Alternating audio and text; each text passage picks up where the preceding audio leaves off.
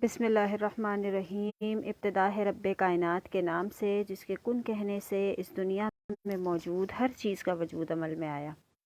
انگنت درود و سلام آقا دو جہاں سرور کائنات خاتم النبیین محمد مصطفیٰ صلی اللہ علیہ وآلہ وسلم پر، جن پر خود رب کائنات نے درود و سلام بھیجا۔ السلام علیکم ورحمۃ اللہ وبرکاتہ۔ حسن رمضان ٹرانسمیشن سیگمنٹ تفسیر قرآن، میں حافظہ عائشہ احمد آپ کے ساتھ موجود۔ الحمدللہ رب العالمین۔ آج ہم 15ویں روزے میں داخل ہو چکے ہیں اور آج جنت کے جوانان کے سردار، جوانان جنت کے سردار حضرت امام حسن کا یوم ولادت ہے، تو تمام ہی امت مسلمہ کے لوگوں کو، تمام ہی امت مسلمہ میں موجود آقا کریم صلی اللہ علیہ وآلہ وسلم اور ان کی آل سے محبت کرنے والوں کو یوم ولادت امام حسن بہت بہت زیادہ مبارک ہو۔ انسان اور مسلمان تب تک عمل کی آخری حد پر نہیں پہنچ سکتا، اس کا عمل قبولیت کی منازل کو طے نہیں کر سکتا جب تک وہ آقا کریم صلی اللہ علیہ وآلہ وسلم سے محبت نہ کرے۔ اور آقا کریم صلی اللہ علیہ وآلہ وسلم سے محبت کا تقاضا یہ ہے کہ وہ ان کی آل سے محبت کرے، اس آل سے جن سے آقا کریم صلی اللہ علیہ وآلہ وسلم نے بے پناہ محبت فرمائی۔ اللہ تعالی ہمارے دل میں اصحاب اہل بیت کی محبت کو اس طرح سے پیدا فرما دے جس طرح سے ہم اپنے والدین سے، اپنے بہن بھائیوں سے، اپنے گھر والوں سے محبت کرتے ہیں۔ اگر اصحاب اہل بیت کی محبت ہمارے دلوں میں ہوگی تو آقا کریم صلی اللہ علیہ وآلہ وسلم سے تعلق مضبوط ہوگا، آٹومیٹکلی کنیکشن بنے گا، اور جب آقا کریم صلی اللہ علیہ وآلہ وسلم سے آٹومیٹکلی کنیکشن بنے گا، اللہ رب العزت سے بھی آٹومیٹکلی کنیکشن بنے گا۔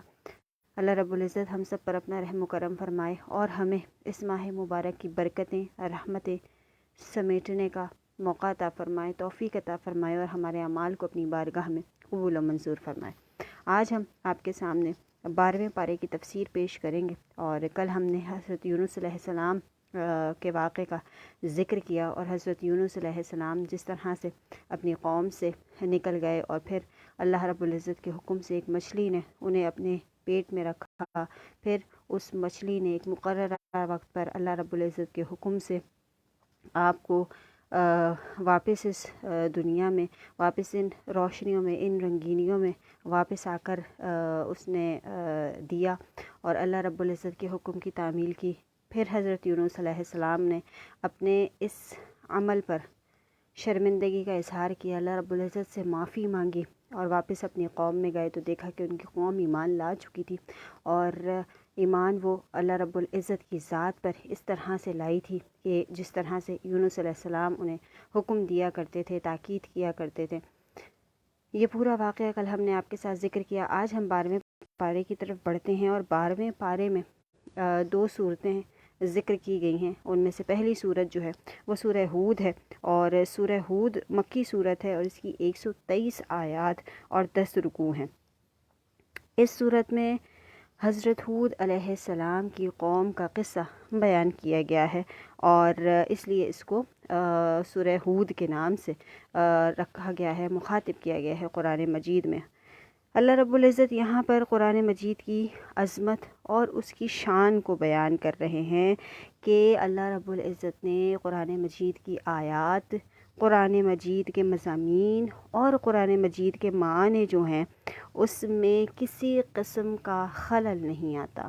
اس میں اگر ریپیٹیشن بھی آتی ہے، ہم بار بار ایک آیت کو پڑھتے ہیں، لیکن وہ ایک الگ ہی مفہوم کے ساتھ بیان کی جاتی ہے، یعنی کہ کوئی بھی آیت اگر کہیں بھی دوسری جگہ پر ریپیٹ کی جاتی ہے تو اس کا مفہوم ڈیفرنٹ ہوتا ہے، اس کے معنی ڈیفرنٹ ہوتے ہیں، سمجھانے کا انداز ڈیفرنٹ ہوتا ہے، موقع اور مناسبت ڈیفرنٹ ہوتی ہے۔ تو اللہ رب العزت نے قرآن مجید کا یہ معجزہ بھی بیان فرمایا ہے کہ معنی، مفہوم اور مضامین کے لحاظ سے کوئی خلل جو ہے وہ اس میں موجود نہیں ہے۔ قرآن مجید میں انسان کو اللہ رب العزت بیان فرماتے ہیں کہ انسان کا ماضی بھی قرآن مجید میں بیان کیا گیا ہے، انسان کا حال بھی قرآن مجید میں بیان کیا گیا ہے، اور انسان کا مستقبل بھی قرآن مجید میں بیان کیا گیا ہے۔ ماضی اس طرح سے بیان کیا گیا ہے کہ اللہ رب العزت فرماتے ہیں کچھ اعمال ایسے ہیں جن پر عمل کرنا تم پر فرض ہے، کچھ اعمال ایسے ہیں جن پر عمل نہ کرنا تم پر فرض ہے۔ ماضی میں اپنی زندگی سے پہلے یا پچھلے دور میں جتنی بھی اقوام آئی تھیں، انہوں نے کیا کیا کام کیے اور وہ کس طرح سے اللہ رب العزت کے غضب و غضب کا شکار ہوئے، یا کس طرح سے انہوں نے اگر اچھے کام کیے، اچھے اعمال کیے تو کس طرح سے ان پر انعامات نازل ہوئے۔ یہ ماضی ہمیں قرآن بتاتا ہے کہ ہمیں اس کام سے رکنا ہے اور یہ کام ہمیں کرنا ہے۔ ہمارا حال ہم کیا کر رہے ہیں، ہم اپنے اعمال کو کس طرح سے لے کر چل رہے ہیں، یہ ہمیں قرآن مجید بتاتا ہے۔ اور اگر ہم نے اچھے اعمال کیے تو مستقبل میں ہمارے ساتھ کیا ہوگا، اور اگر ہم نے برے اعمال کیے تو مستقبل میں ہمیں کن کن سزاؤں کو بھگتنا ہوگا، یہ بھی ہمیں قرآن۔ یہاں پر حضرت سلیمان علیہ السلام کا واقعہ مجھے یاد آ رہا ہے۔ معذرت چاہوں گی، بیچ میں ڈسکنیکٹ ہو گیا تھا، کچھ ایشو آیا تھا۔ جی، حضرت سلیمان علیہ السلام کا واقعہ مجھے یاد آ رہا ہے، جب ایک چونٹی نے رزق ایک وقت کا جمع کر لیا تھا اور کہا تھا کہ پہلے تو ہمیں رزق اللہ رب العزت دیتا تھا، اب انسان رزق دیتا ہے تو کیا پتہ وہ بھول جائے۔ تو تمام لوگوں کا خالق اور مالک اللہ رب العزت ہے، پرندے ہوں، چوپائے ہوں، جانور ہوں، حالانکہ ایک چونٹی تک ہو، تمام کو رزق جو ہے وہ اللہ رب العزت دیتا ہے۔ زمین و آسمان اللہ رب العزت نے پیدا فرمائے ہیں، اور تمام ہی مخلوق پر حکومت کرنے والی ذات بھی اللہ رب العزت کی ذات ہے۔ کچھ قومیں ایسی آئیں جنہوں نے اپنی ضد اور ہٹ دھرمی کی وجہ سے لوگوں کے ساتھ معاملات کو خراب کیا۔ بنی اسرائیل کی قوم اس میں سر فہرست ہے کہ کس طرح سے انہوں نے انبیاء کو تکالیف پہنچائیں، کس طرح سے انہوں نے انبیاء کو قتل کیا، اللہ رب العزت سے کیے گئے وعدوں کو کس طرح سے توڑا۔ جب وہ مشکل میں ہوتے تھے تو انبیاء کے پاس جاتے تھے، دعا کرواتے تھے، اور جب وہ اس مشکل سے نکل جاتے تھے تو پھر واپس اپنی ہٹ دھرمی میں آ جاتے تھے۔ تو اس بات کو اللہ رب العزت نے یہاں پر کوٹ کیا ہے۔ اس کے بعد اللہ رب العزت نے منکرین کو 3 بار چیلنج دیا ہے۔ یہاں پر بتایا جا رہا ہے کہ پہلی بار اللہ رب العزت نے فرمایا قرآن کی کوئی مثال لے کر آ جاؤ۔ جب مشرکین مکہ نے آقا کریم صلی اللہ علیہ وآلہ وسلم سے کہا کہ یہ آپ کا اپنا بنایا ہوا کلام ہے، تو سورہ کوثر لکھ کر جو ہے وہ خانہ کعبہ پر لگا دی گئی تھی، اور مشرکین سے کہا گیا تھا کہ اگر تم اپنے وعدوں میں سچے ہو، یا اگر تم اپنی بات میں سچے ہو، ثابت کرو اس کو، کوئی ایک آیت ہی لکھ کر لے آؤ۔ اس کے بعد اللہ رب العزت نے فرمایا کہ قرآن جیسی کوئی 10 صورتیں لے آؤ،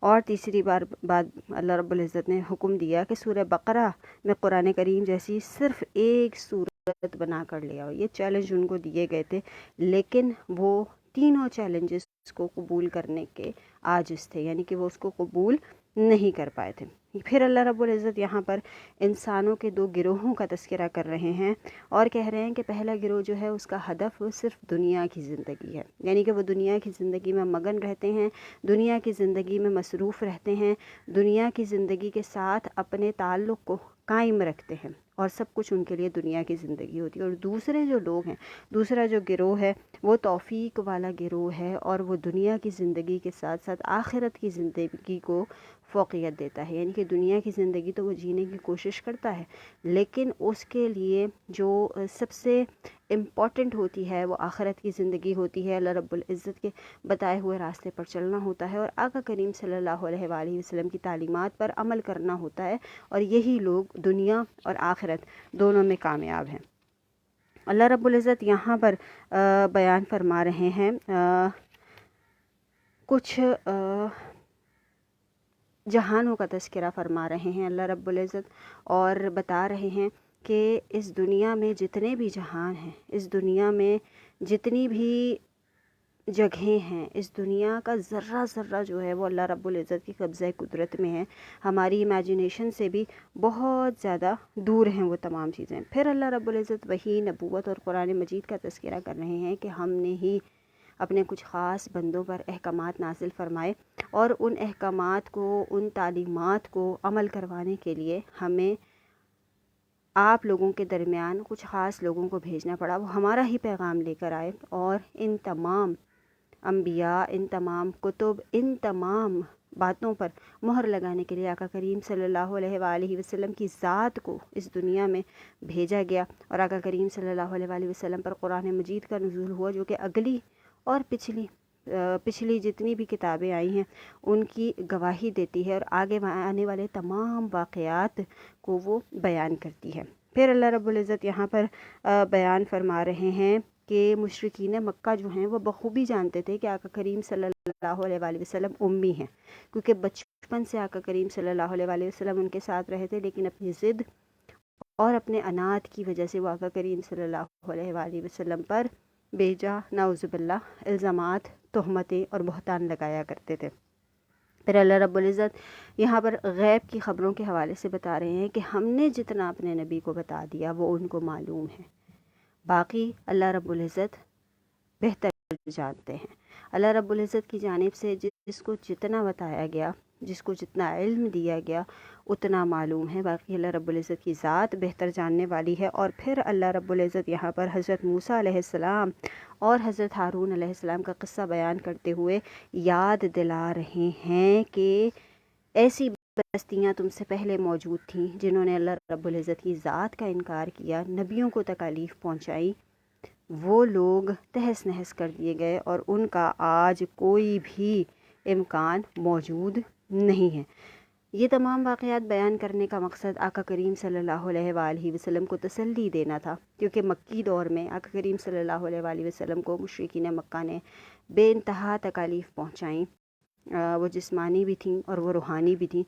تو ایسے واقعات کا ذکر کر کے اللہ رب العزت آقا کریم صلی اللہ علیہ وآلہ وسلم کو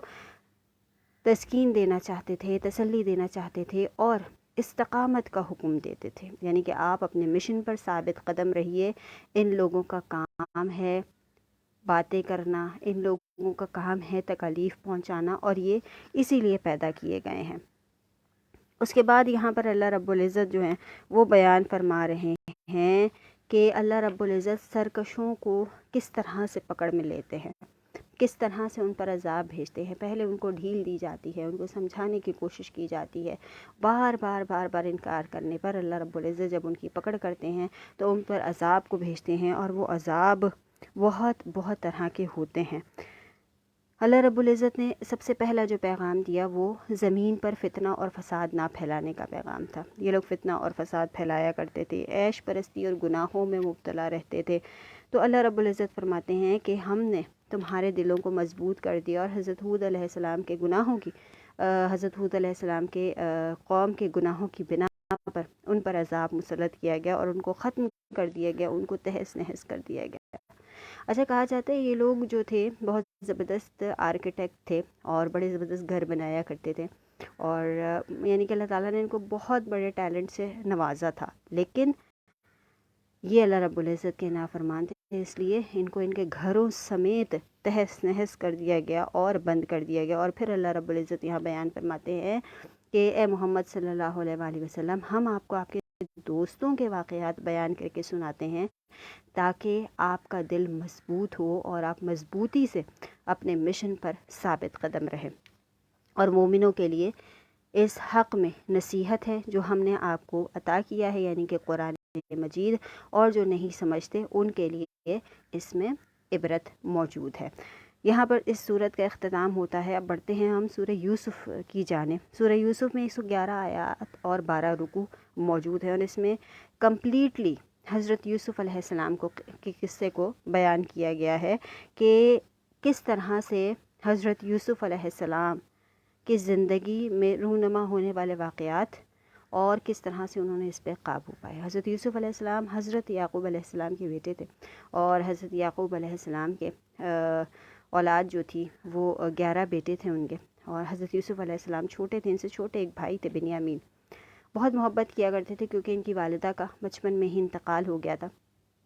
تو حضرت یوسف علیہ السلام سے حضرت یعقوب علیہ السلام پہ انتہا محبت کیا کرتے تھے، اور کبھی بھی ان کو اپنے سے دور نہیں کیا کرتے تھے۔ ان کے جو بھائی تھے، دوسرے بھائی، وہ اسی بنا پر ان سے بہت زیادہ حسد کیا کرتے تھے کہ والد کی ساری توجہ جو ہے وہ یوسف پر ہوتی ہے، اور ہمیں جو ہے وہ نہیں پوچھا جاتا، اور ہمیں نہیں اس طرح سے محبت دیتے۔ بہت زیادہ ان کو اس بات کی حسد تھی اور غرور و تکبر جو تھا وہ ان کے اندر آ گیا تھا کہ ہم اتنے بڑے ہیں، ہم اتنے کام کرتے ہیں، لیکن یوسف ایسا کیا کام کرتے ہیں جس کی بنیاد پر حضرت یعقوب علیہ السلام ان سے محبت کرتے ہیں، اور بہانے ڈھونڈا کرتے تھے کہ کسی طرح سے یوسف علیہ السلام کو یعقوب علیہ السلام سے دور کیا جائے۔ اب یعقوب علیہ السلام کو اللہ رب العزت کی جانب سے یہ الہام تھا اور وہ ڈرا کرتے تھے اکیلے یوسف علیہ السلام کو ان کے ساتھ بھیجنے کے لیے۔ ایک دن انہوں نے پلان بنایا کہ کس طرح یوسف علیہ السلام کو حضرت یعقوب سے دور کیا جائے۔ والد کے پاس آئے، ہم چاہتے ہیں کہ ہم اپنے چھوٹے بھائی کو لے کر جائیں، تو حضرت یعقوب علیہ السلام نے کہا کہ نہیں، ابھی وہ بہت چھوٹا ہے، تم اس کی حفاظت نہیں کر پاؤ گے۔ لیکن ان کے بھائیوں نے کہا اپنی جان سے بڑھ کر یوسف علیہ السلام کی حفاظت کریں گے۔ تو اللہ رب العزت کہتے ہیں نا، القاء کرتے ہیں دل میں چیزوں کو۔ ایک دم یعقوب علیہ السلام کی زبان سے یہ الفاظ ادا ہوئے کہ اگر اس کو کسی بھیڑیے نے کھا لیا تو کیا ہوگا، تم حفاظت نہیں کر پاؤ گے، تم جنگل میں لے کے جا رہے ہو۔ تو انہوں نے کہا نہیں، ہم بھرپور حفاظت کریں گے۔ اب زبردستی لے گئے، اور جب زبردستی لے کر گئے تو وہاں جا کر انہوں نے، ان کا جو پلان تھا کہ یوسف علیہ السلام کو کس طرح سے یعقوب علیہ السلام سے دور کیا جائے، انہوں نے یوسف علیہ السلام کو ایک کنویں میں پھینک دیا، اور قمیص جو ہے اس کو لے جا کر اس پہ خون لگایا ایک جانور کا، اس کو مار کے، اور یعقوب علیہ السلام کے سامنے رکھ دیا کہ ہم نے تو بہت کوشش کی لیکن اس کو بھیڑیا کھا گیا۔ اب یعقوب علیہ السلام اتنا روئے کہ ان کی آنکھوں کی بینائی چلی گئی۔ ادھر یوسف علیہ السلام کا کیا معاملہ تھا، والد سے دور ہو گئے۔ جب والد سے دور ہوئے، اچھا اس سے پہلے یوسف علیہ السلام نے والد کے پاس آئے جانے سے پہلے اور بتایا کہ میں نے خواب دیکھا ہے کہ مجھے سورج، چاند اور ستارے سجدہ کر رہے ہیں۔ تو یعقوب علیہ السلام نے فرمایا کہ یہ خواب آپ کسی کو نہیں بتائیں گے۔ کنویں میں ڈال دیے گئے یوسف علیہ السلام۔ اب وہاں سے قافلے گزرا کرتے تھے، تو مصر کا ایک قافلہ جو تھا وہ وہاں سے گزرا اور کنویں میں پانی کی تلاش میں وہاں پر رکا، اور پانی کے لیے جب انہوں نے جو باسکٹ ڈالی جاتی ہے، جو ڈول ڈالا جاتا ہے، وہ ڈول اس کے اندر جب انہوں نے ڈالا تو یوسف علیہ السلام میں خوبصورت، وہ انتہائی خوبصورت تھے یوسف علیہ السلام، ایک خوبصورت سا بچہ اس میں بیٹھ کر باہر آیا تو ان کی آنکھیں جو ہیں وہ دنگ رہ گئیں کہ اتنا خوبصورت بچہ۔ وہ باہر آئے، ان کو بیچ دیا گیا، بازار میں بیچا گیا۔ پھر جو شہنشاہ مصر تھا اس نے حضرت یوسف علیہ السلام کو خریدا اور اپنے محل میں غلاموں کے طور پر لے گیا۔ وہاں پر پھر جو عزیز مصر کی بیوی تھی اس کا والا واقعہ ہوا۔ یوسف علیہ السلام نے جس طرح سے حفاظت کی اپنی، جس طرح سے وہ ثابت قدم رہے، اور کچھ علماء کرام فرماتے ہیں کہ جب وہ واقعہ پیش آ رہا تھا تو دیوار پر یوسف علیہ السلام کو یعقوب علیہ السلام کا چہرہ نظر آیا تھا۔ اللہ رب العزت کی جانب سے اپنے والد کا چہرہ نظر آیا تھا، اور وہ اس گناہ سے بچ گئے تھے۔ اور وہ باہر کی طرف جب بھاگے تو ان کا کرتا جو ہے وہ اس کے ہاتھ میں آیا، اور جب دروازہ کھلا تو سامنے عزیز مصر تھا۔ اب گواہی کے لیے بہت سی چیزیں ایسی تھیں جو کہ واضح تھی کہ کرتا جو ہے وہ پیچھے سے پھٹا ہوا تھا، یہ بھی گواہی کے لیے کافی تھا۔ لیکن جب عزیز مصر کی اپنی بیوی کا معاملہ آیا کہ بیوی جو ہے اس کو کس طرح سے پروٹیکٹ کیا جائے، تو اس نے یوسف علیہ السلام کو قید خانے میں ڈلوا دیا۔ اچھا اس سے پہلے ایک واقعہ ہوا کہ یوسف علیہ السلام کو جب تمام لوگوں سے ملوانے کے لیے لایا گیا تو ان کی جو خوبصورتی تھی، کہا جاتا ہے، بعض تفاسیر میں آتا ہے کہ اتنے خوبصورت تھے کہ اگر کوئی چیز کھاتے تھے تو حلق سے وہ گزرتی ہوئی نظر آتی تھی، اتنی خوبصورتی تھی، اتنی ٹرانسپیرنسی اللہ تعالیٰ نے ان میں رکھی تھی۔ تو انگلیاں کاٹ لی تھی خواتین نے اپنی، سیب کاٹنے لگی تھی، سیب نہیں کٹے تھے اور یوسف علیہ السلام کو دیکھتے ہی انگلیاں کاٹ لی تھیں۔ اب قید خانے میں چلے گئے، وہاں پر اور بھی لوگ موجود تھے، تو اللہ رب العزت نے یوسف علیہ السلام کو خوابوں کی تعبیر بتانے کا معجزہ دیا تھا، علم عطا فرمایا تھا۔ خوابوں کی تعبیر بتایا کرتے تھے۔ بادشاہ نے خواب دیکھا اور اس خواب کی تعبیر جو ہے وہ یوسف علیہ السلام نے بتائی، تو قید سے ان کو رہائی مل گئی تھی، قید سے وہ باہر آ گئے تھے۔ اس کے بعد جب وہ قید سے باہر آئے، ان کو جو گورنمنٹ ہے اس میں عہدہ دیا گیا۔ گورنمنٹ کا جب عہدہ ملا تو جس طریقے سے انہوں نے قحط سالی کے دنوں کو اچھے انداز میں، بہتر انداز میں گزارنے کے لیے جو پلاننگ کی، جس طرح سے انہوں نے اناج کو سیو کیا کہ دوسرے شہروں سے بھی لوگ جو ہیں وہ آپ کے پاس اناج لینے آیا کرتے تھے۔ اب جب دوسرے شہروں کی بات آئی تو کیونکہ قحط سالی جو تھی وہ تمام ہی شہروں اور تمام ہی ملکوں میں موجود تھی، تو آپ کے بھائیوں تک یہ خبر پہنچی اور آپ کے بھائی جو ہیں وہ اناج لینے کے لیے اپنے والد سے انہوں نے کہا کہ ہم اناج لینے جاتے ہیں سارے بھائی۔ تو 11 تھے، تو حضرت یعقوب علیہ السلام نے فرمایا کہ الگ الگ دروازوں سے داخل ہونا، ایک ساتھ داخل نہ ہونا۔ اس جملے سے اگر ہم اس جملے کو پریکٹیکلی دیکھیں تو نظر جو ہے وہ برحق ہے،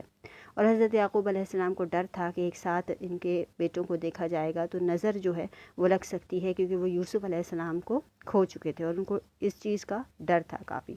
اب ان کے بھائی آتے ہیں تو یوسف علیہ السلام تو اپنے بھائیوں کو پہچان لیتے ہیں، لیکن ان کے بھائی ان کو نہیں پہچان سکتے، کیونکہ وہ چھوٹے سے یوسف کو کنویں میں پھینک کر آئے تھے، کنویں میں ڈال کر آئے تھے، اور اب یوسف جو ہیں وہ ماشاءاللہ جوان ہو چکے تھے۔ اب انہوں نے کسی بہانے سے ملازم کے ذریعے اپنے چھوٹے بھائی کے سامان میں ایک چاندی کا پیالہ رکھوا دیا کہ میں اس کو روک لوں گا۔ اب وہ ایک طرح سے جب سامان کی چیکنگ ہوئی تو ان کے سامان میں سے پیالہ نکل آیا۔ اب ان کے بھائی بڑے پریشان ہوئے کہ یوسف علیہ السلام کو بھی لے کر گئے تھے، تو وہ اس طرح سے یہ ہو گیا تھا، والد بڑے خفا ہوئے تھے، اب بنیامین کے معاملے میں بھی کچھ ایسا ہی نہ ہو جائے۔ انہوں نے گواہی دینے کی کوشش کی، لیکن یوسف علیہ السلام نے کہا کہ اپنے والد کو لے کر آؤ۔ اپنے والد کا پورا قصہ انہوں نے بیان فرمایا کہ وہ اتنا روتے ہیں کہ ان کی آنکھوں کی بینائی چلی گئی ہے۔ اب حضرت یوسف علیہ السلام نے اپنا کرتا ان کو دیا اور کہا کہ یہ اپنے والد کی آنکھوں پر رکھنا اور اپنے والد کو لے کر آؤ، اور حقیقت بتائی۔ جب یعقوب علیہ السلام نے اپنی آنکھوں پر وہ کرتا رکھا یوسف علیہ السلام کو، تو ان کی آنکھوں کی بینائی اللہ کے حکم سے واپس لوٹ آئی۔ ان کے بھائی جو ہیں وہ یوسف علیہ السلام کے پاس لے کر آئے، اور تمام بھائیوں نے تب تعظیمی سجدہ جو تھا وہ